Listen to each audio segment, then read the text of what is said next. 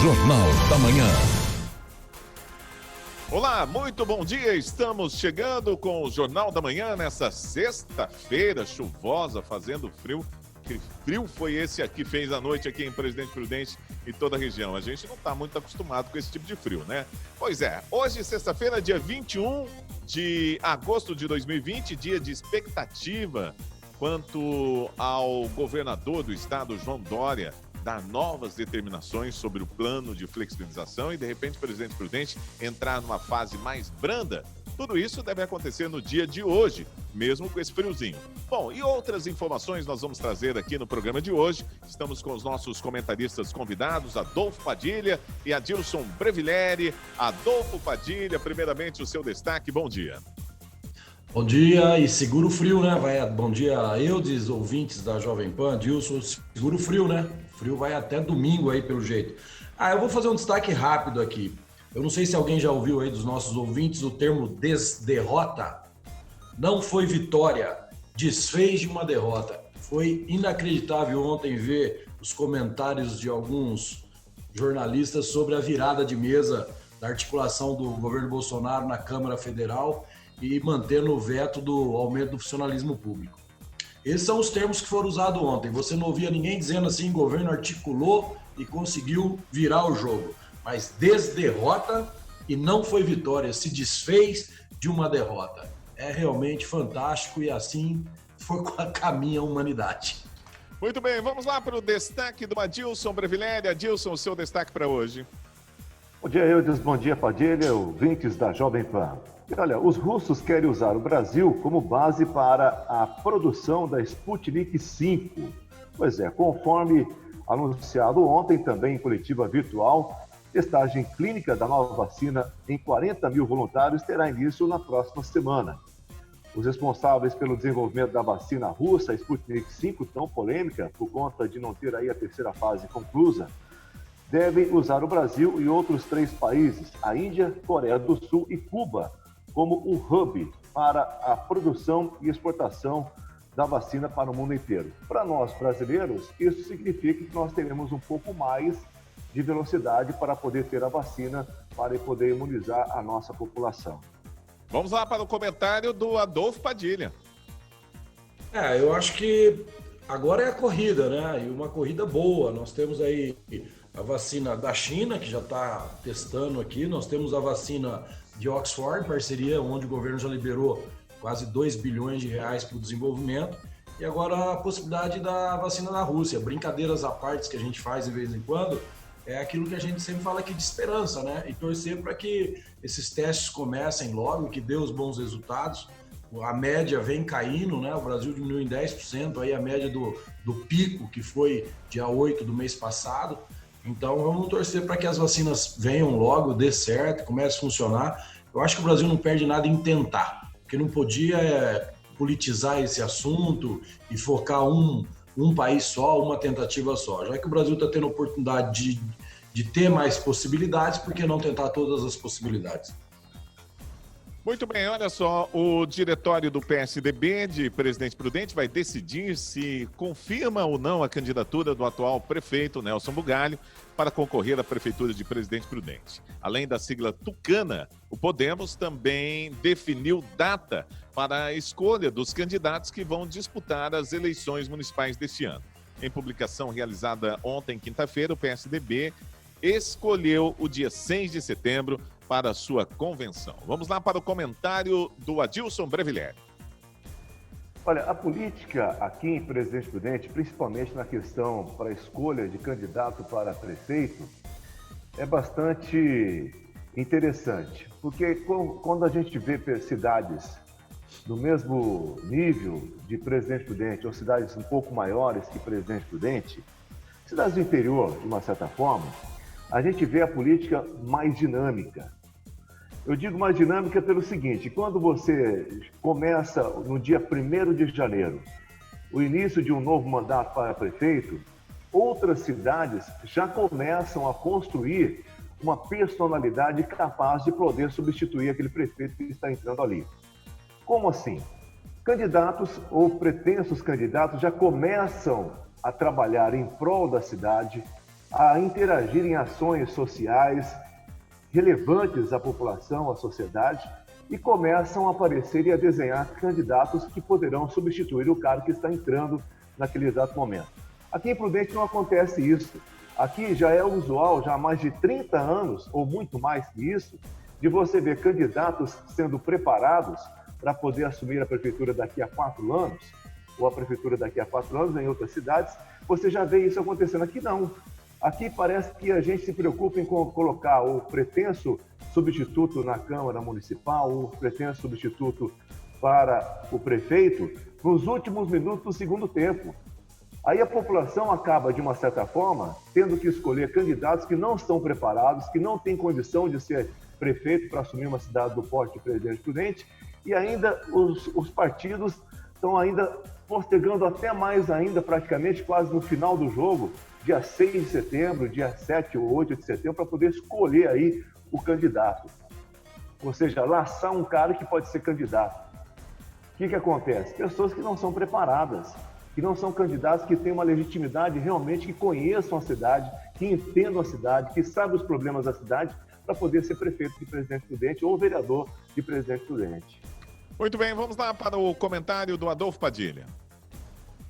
O PSDB é o primeiro a anunciar, né, junto com o Podemos. O PSDB é o partido do prefeito Bugalho, passa por uma dificuldade danada na administração dele, também vem essa crise toda aí, e isso perturbou muito a vida de todos os prefeitos, né, principalmente os prefeitos do PSDB, que são prefeitos que estão no mesmo partido que o governador Dória, que não passa por um momento muito interessante no apoio popular.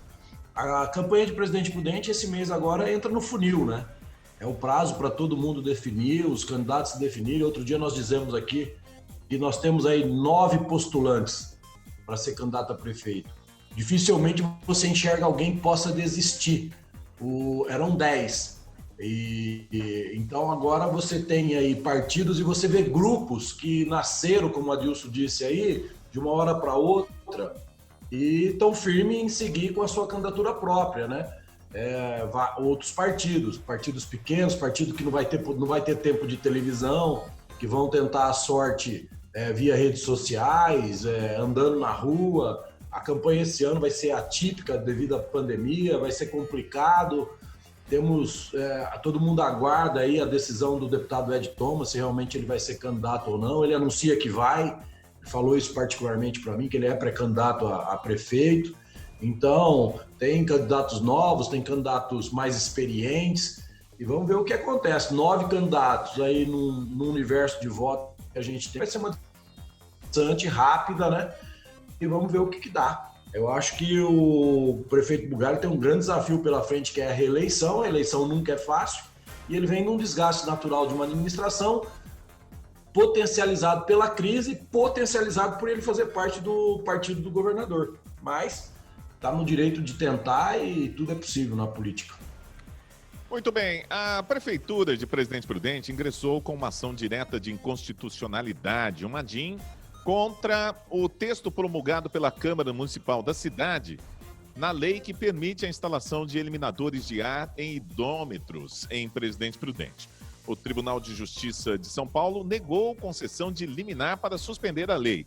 O desembargador concluiu que a norma possui caráter facultativo. Vamos lá para o comentário do Adolfo Padilha.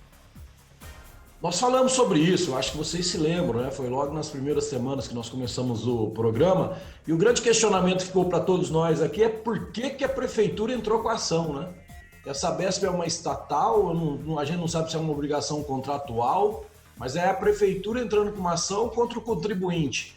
Esse equipamento é um equipamento que já é usado em vários lugares do Brasil, que elimina o ar do cano, e com isso o relógio não roda sem passar água, né? Eu acho que a prefeitura, realmente eu não consegui entender o interesse da prefeitura nisso. E acho justo a suspensão disso, porque realmente é facultativo. A gente opina em pôr o equipamento ou não pôr o equipamento no nosso relógio aqui em casa. Então eu acho que isso é meio complicado. São esses tipos de ações que a prefeitura fez durante o mandato dela que deixam o Nelson Bugalho numa situação delicada, porque as pessoas não conseguem entender. É a mesma coisa a ANS defender o plano de saúde em vez de defender quem usa o plano de saúde, sabe? Então é meio complicado isso aí.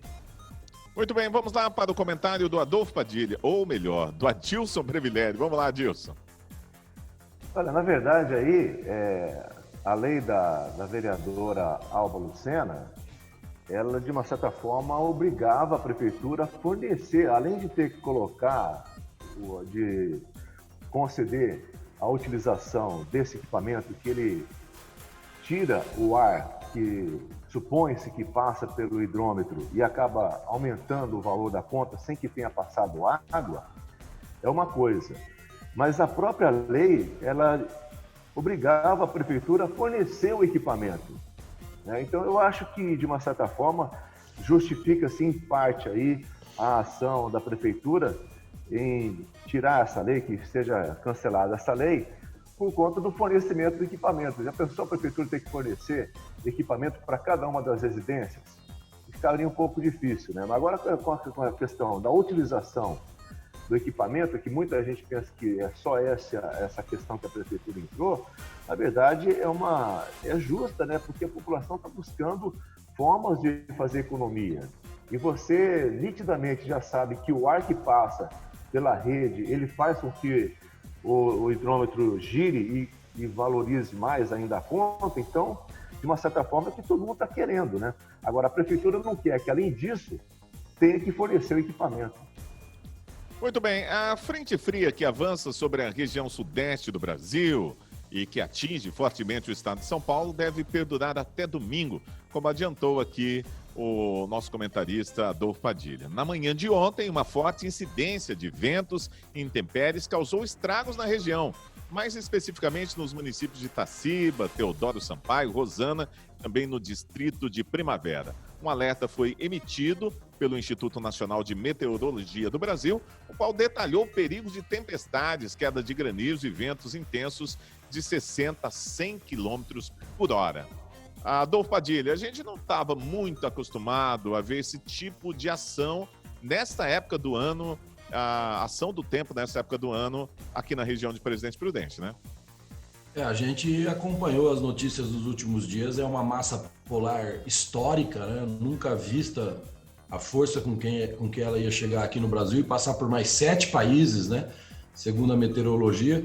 Hoje, para você ter uma ideia, às 5 horas da manhã estava chuviscando, uma sensação térmica de 10 graus e 12 graus a temperatura, né? Para Presidente Prudente, isso aí realmente é novidade, porque aqui o nosso inverno é 16, 14, 15 graus. Abaixo disso já é novidade. Dizem pior até domingo, né? Então até domingo aí a turma tem que preparar os agasalhos e o cobertor e se cuidar. Muito bem, olha, uma professora da rede estadual de São Paulo foi demitida após negar em rede social o estupro da menina de 10 anos no Espírito Santo. Numa postagem, a educadora diz que a criança estuprada pelo tio no Espírito Santo, abre aspas, já tinha vida sexual há 4 anos com esse homem. Deve ter sido bem paga, fecha aspas. É um absurdo, não dá nem para dizer que é uma professora. Essas foram as palavras do secretário estadual de Educação ontem, quinta-feira. Vamos lá para o comentário do Adilson Brevileri. Pois é, a gente, por mais que a gente fique informado, a gente ainda acabou, como o Padilha sempre diz, ainda a gente vai viver bastante tempo para ver coisas que a gente nunca viu, né? Inacreditável uma professora que lida com criança fazer um tipo de comentário como esse. E ainda mais numa criança que já a partir dos 6 anos de idade, você sabe o que é uma criança com 6 anos de idade, não tem nenhum conhecimento de nada da vida, uma inocência total, pura, passar por um transtorno, por um sofrimento desse. Realmente, essa professora, eu acho que só o fato do governo ter admitido por justa causa, sumariamente, eu acho que essa professora teria que ser investigada, né? Mais ainda para saber qual é o comportamento que essa professora tem, qual é o comportamento que essa professora fez e faz com as crianças, né? Vamos lá para o comentário do Adolfo Padilha. Vindo de uma professora assusta, e eu concordo com o Adilson, isso aí não basta só afastar ela, né? Tem que ver qual é o comportamento dessa mulher até com os filhos dela, né? E a rede social, por outro lado, é um perigo, né? As pessoas acham que estão escrevendo na rede social e ninguém vai ver. E não tem essa, depois que você colocou ali, meu amigo, mesmo que você apague, a coisa é perigosa.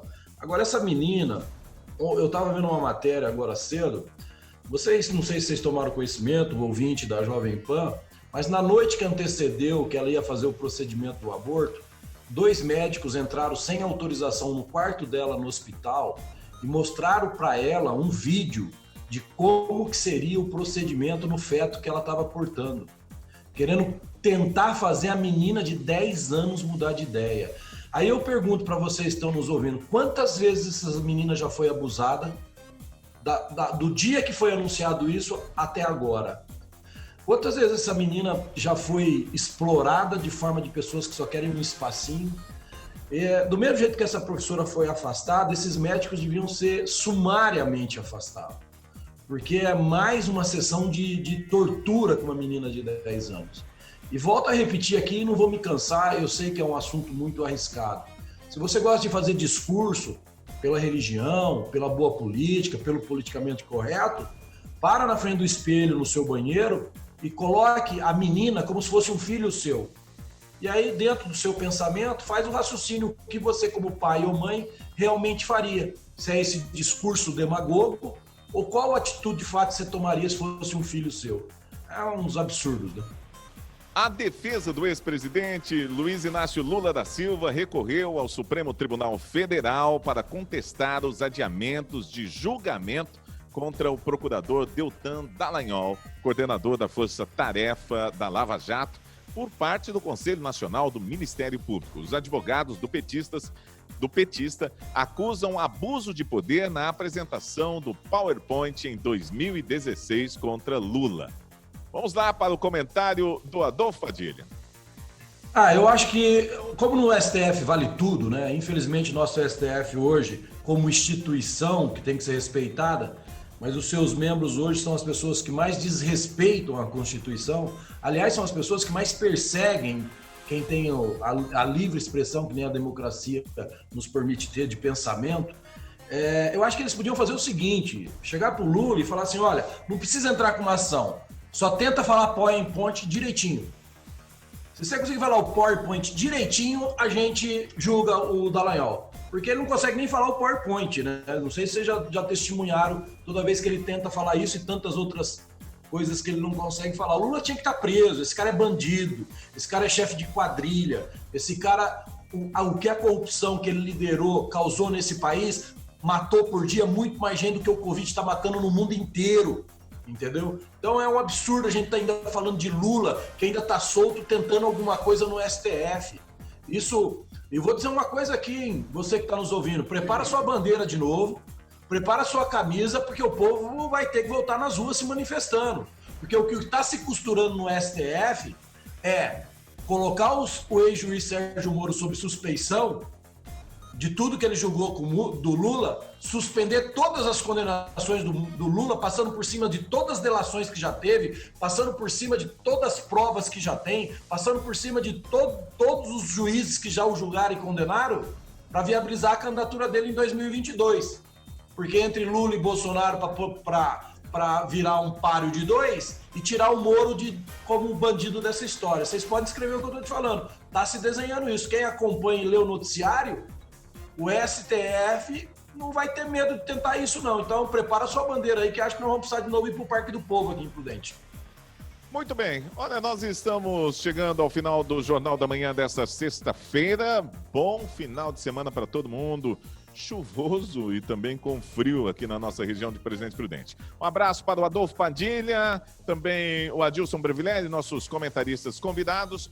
Nós voltamos na segunda-feira a partir das 11h30 da manhã. E na terça-feira, meio-dia, na Panflix, tem o Jovem Pan em debate com mais um tema super bacana, aqui debatendo Adolfo Padilha e também a Aline Scarelli, que é advogada e tem pontos de vista bem diferentes do Adolfo Padilha. A gente vai colocar tudo isso no ar para que você possa formar a sua opinião. Grande abraço, vem aí o Pânico daqui a pouquinho e nós voltamos na segunda-feira a partir das 11h30 da manhã. Até lá, um grande abraço.